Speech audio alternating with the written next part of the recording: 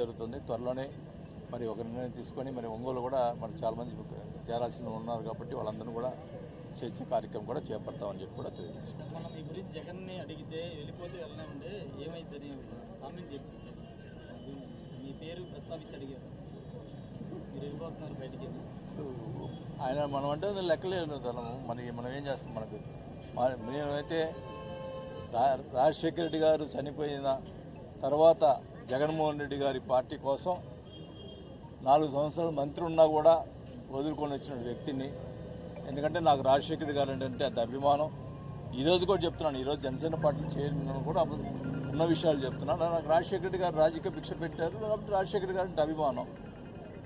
మరి ఆయన కొడుకుగా ఆయన పార్టీ పెట్టినప్పుడు నేను పార్టీలో చేరటం, నేను మంత్రి పదవి వదులుకొని పార్టీలో చేరడం జరిగింది. బై ఎలక్షన్కి పోయాం, అదే సీట్లో కూర్చున్నాం, అదే చేసాం. అన్ని రకాలుగా ఎన్నో రకాలుగా నేను పార్టీ కోసం ఇంకా శ్రమించాను తప్ప నాకు కొన్ని విషయాల్లో కొన్ని డిస్ప్యూట్లు వచ్చినాయి. అంతేగాని ఇప్పుడు ఏదో పార్టీ మారని చెప్పి ఆయన మీద ఏదో మాట్లాడటం నేను మాట్లాడటం అనేది కరెక్ట్ కూడా కాదు.